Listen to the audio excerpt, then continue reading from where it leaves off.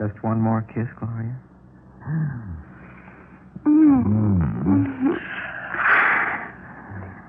Oscar, you're so masterful. Talented, too. Want to see me tap dance? Oh, I'd love to.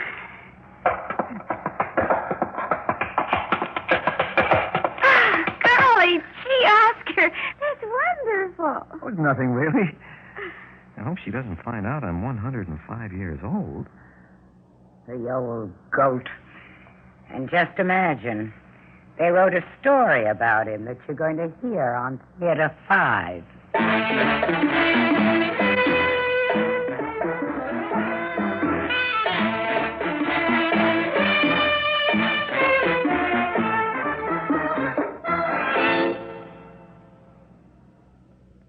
I guess perhaps I am the most procrastinating man you ever met.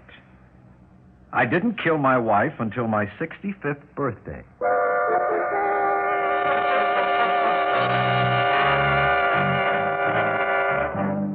I might never have killed her at all if it hadn't been for the fact that one day I cleaned out the attic.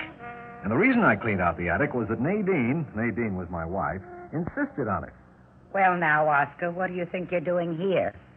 Well, I was just sitting down for a minute, Nadine. I was kind of relaxing. Relaxing? Relaxing at 11 o'clock in the morning? Well, it is my day off. A day off should be used for work. You know that, Oscar. Well, I did the dishes. I made the bed. Why don't you clean out the attic? Oh, now, Nadine. Clean out the attic. So I cleaned out the attic. The attic was clean anyway. Nadine used to make me clean it out once every couple of weeks. But I went up there and moved things from here to there and back again and made sweeping sounds with the broom. And then, I don't know why I did it, but I poked into the eaves.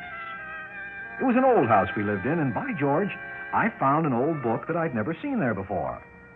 The title of the book was Magic Potions and Spells for Ye Complete Sorcerer. I sat down on the floor and started to read it. It was full of recipes. There was one recipe that interested me greatly, principally because of the directions that went with it. I read it over and over again. Well, reading. Oh, I'm sorry, Nadine. I haven't read more than a page or so. Well, stop reading this minute and get busy. And remember, I can hear downstairs whether you're working or not. So I held the broom in one hand and the book in the other, and I swept the broom back and forth on the same place on the floor, and I read the directions that went with that recipe again and again. Do not drink ye potion until thou hast firstly rid thyself of whosoever has caused thee discomfort. Only then shouldst thou mix and drink. Great wonders will follow, and thou shalt have what thou deservest from life. Well, aren't you finished yet? The rugs must be beaten. Nadine, you're causing me a great deal of discomfort. Well, I never.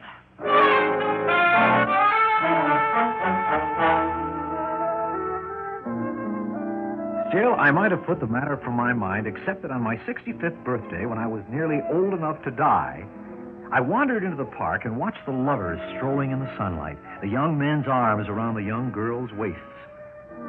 The contrast between my wife and these young girls was almost too much for me to bear. So I went home to be greeted by Nadine. Oscar, clean out the cellar. And I went and stood at the top of the cellar stairs and hesitated. Well, Oscar, go down the stairs and get to it. Nadine, come here. What do you want? Nadine, there are never any passages of tenderness between you and me. What kind of foolishness is this? I never tell you how much I appreciate you, Nadine. Well, you certainly ought to. I know.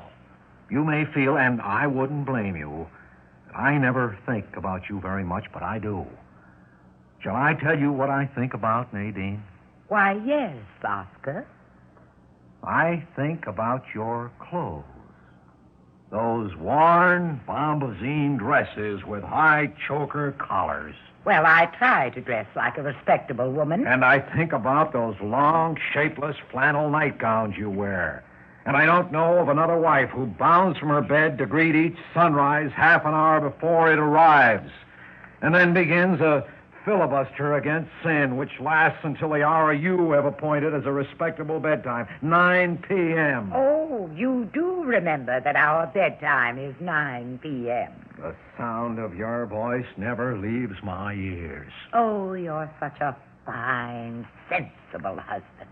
You really think I'm sensible? Of course. You were sensible enough to marry me for my money, weren't you? Ah, and how wisely you've guarded that money for me. That's because I know how highly you prize that money. While we're speaking of it, I should add that I am so grateful that to your fortune you have added 75% of what I have earned in 40 years of toil. Oh, don't speak of such a little thing. Oh, but I insist on speaking of it. And I'll speak of how there's another side to you, too. For you have known how to spend on great pleasures the other 25% of my earnings. You have not hesitated to plunge recklessly into the delights of stew meat, dark green shapeless dresses, and contributions to missionaries engaged in clothing heathens. Ah. No price has been too high for you when it was a question of your favorite vegetable, turnips, or your favorite sweet, rice pudding. You have reveled in the extravagance of temperance club dues, nor have you forgotten my pleasures, for you bought me a bicycle to pedal to work. Oh, why shouldn't I have done all this for my husband? It adds up to this, Nadine.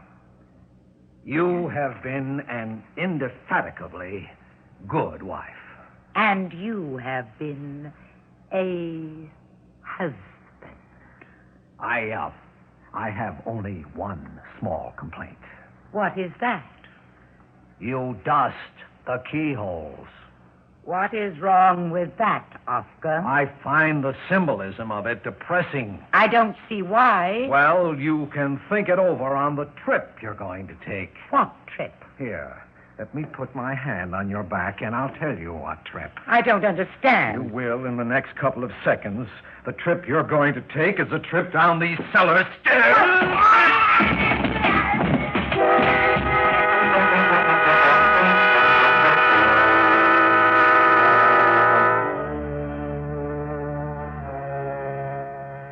After I had reported my unfortunate wife's unfortunate fatal accident to the police, I mixed the potion according to the recipe in the book I had found in the attic, and then I drank it. I was now a millionaire. And I suppose that was a great wonder, but I had expected other great wonders, less predictable. For a month or two, nothing seemed to happen, and when something did happen, I did not at first appreciate it. Well, what seems to be the trouble, Mr. Brown? Doctor, it's my hair. Your hair? Or maybe my digestion. Your digestion? Well, now, you are 65 years old. I know. That's just it. Well, at 65, a man can't expect to feel like a young man of 30. Well, I guess in a way it's my eyes mostly. Well, come now, Mr. Brown. First it's your hair, then it's your digestion, then it's your eyes. Now, which is it? Well, it's all of them, really. Doctor, what color would you say my hair is? Well, it's brown with gray in it. Not gray with brown in it? No. Well, it used to be gray with brown in it, and then it was gray without brown, but now it's brown with gray in it. What are you getting at? And then there's my digestion. Well, a little bicarb of soda. No, I don't need bicarb of soda anymore. That's just the point. My digestion is very good. It's most unsettling. Well, then what are you complaining about? My eyes. Well, what about them? Things blur in front of me. Well, we've already established that you're 65 years old. I can't see anything at all clearly unless I take off my glasses.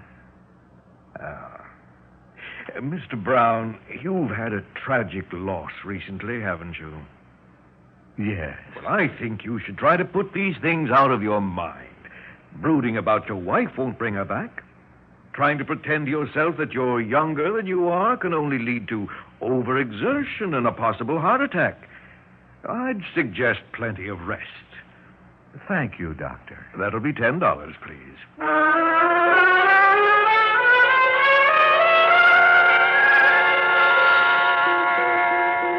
I left the doctor's office, and inside me there was a wild stallion of hope beating its hooves against my rib cage. I don't know why I hadn't realized before what was happening. My hair was turning brown again. Once again, I could eat fried foods at midnight without consequence. I had regained the good vision of my younger days. And even as I walked toward home, I began to feel my third teeth pushing my upper plate right out of my mouth. Great wonders indeed. I was growing backwards. I was growing younger.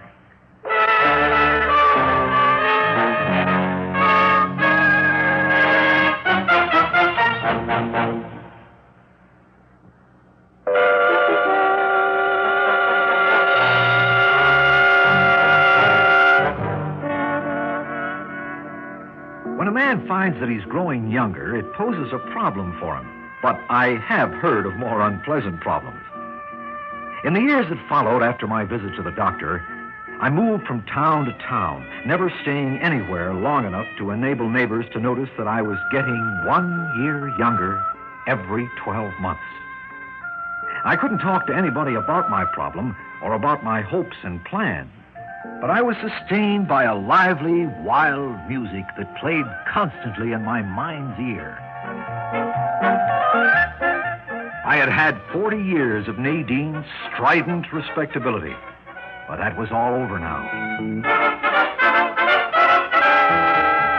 I was going to wipe those 40 years out. I proposed to grow backwards until I reached the age of 25 again, and then to find a new wife. But my new wife would be nothing like Nadine. She would be empty-headed. She would be rattle-brained. She would be a peroxide blonde. And above all, she would be fun-loving. But it wouldn't do for her or anyone else to know that I was getting younger, because no blonde in all the land would be empty-headed or rattle-brained enough to open her arms to me if she realized that in a short time she would have to feed me my formula from a baby bottle. So I moved every 6 months, and I was lonely. But what lay ahead of me was worth it. As I approached 30, I found it quite difficult to keep from winking at girls. And when I passed 30 and entered my 20s, the devil kept whispering that starting a few years earlier would really make little difference. My mind was set on 25 as the perfect age for what I had in mind, and so, as austerely as any monk, I saved myself for heaven. When I was 26 minus 1/2, I hastened to Manhattan, took an apartment on Park Avenue, and for 6 months, I spent money. I spent it in nightclubs and in certain exclusive dress shops. I spent it on exotic food and bubbly drink and costly raiment for costly brunettes. The brunettes, of course, were to rehearse with, for my 25th birthday was fast approaching now. And when finally I went searching for my empty-headed, rattle-brained, fun-loving peroxide blonde, I found her in the chorus line of the Wayfarers Club. Her name was Gloria, and I do believe she fell in love with me at first sight of my wallet. At any rate, she sat with me at my table between portions. Golly, Mr. Brown. It's awfully nice of you to take an interest in little me. Not at all. You're very beautiful, you know. You're just saying that. Because it's true. Oh, you. I like the way you talk. Such refreshing unoriginality. Oh, gosh, Mr. Brown. You sure are some flatterer. You don't know what your IQ is by any chance, do you? What's that? Never mind. I guess you've told me. Now, tell me some other things about yourself. Well, you wouldn't think it to look at me, Mr. Brown, but I've had a very hard life. Oh. Mm-hmm. Daddy was a drunk. Mummy took in washing. Dear me. Well, she took in boarders, too, Mr. Brown. So, I ran away as soon as I could. I don't blame you. Oh, I guess I was always a dreamer. I wanted to improve myself. I wanted to find something better than I've been used to. Of course you did. I guess I've done pretty fine so far. It would certainly seem so. You're the prettiest girl in the whole chorus line. Oh, you. You have more fun here in New York, don't you? Oh, gosh, yes, Mr. Brown. Fun is what I have the most of. You know, it's a funny thing about being in a chorus line.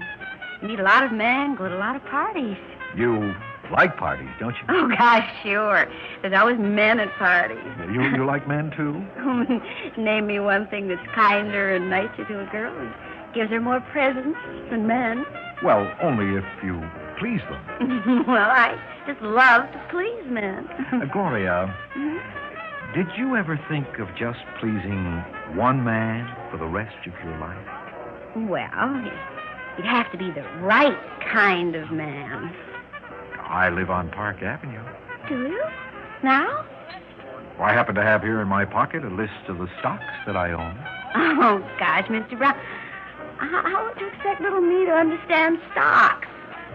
Let's see it. Yeah, there it is. Oh, goodness gracious. American Tell and Tell. Gloria. Yes, Mr. Brown? Will you marry me? Oh, gee whiz. Of course, Mr. Brown.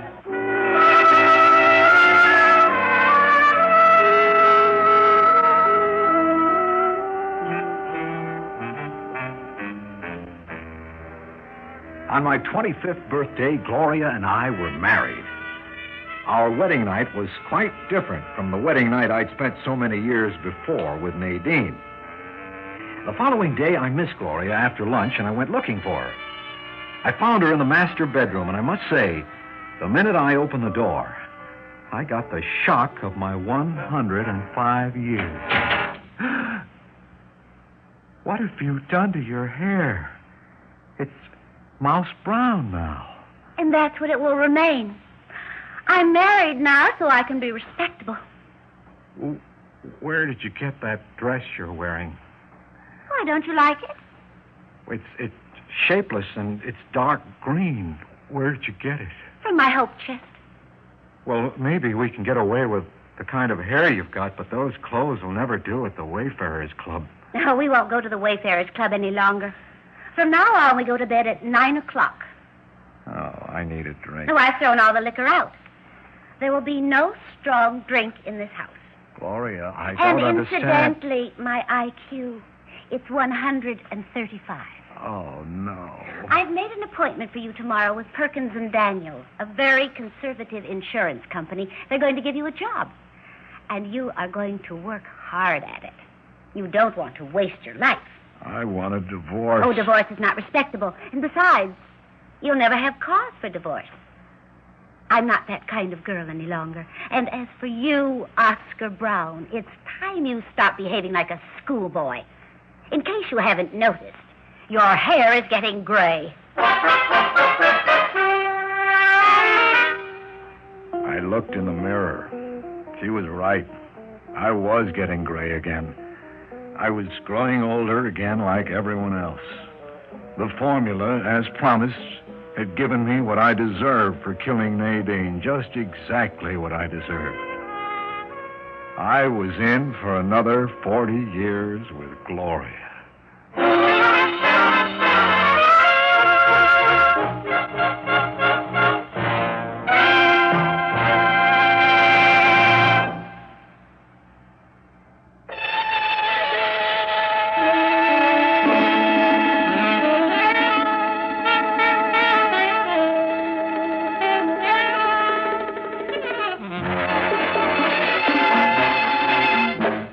Theater 5 has presented The Second Chance, written by Robert Senadella and directed by Warren Somerville.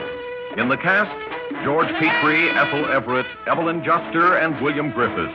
Audio engineer Marty Follia.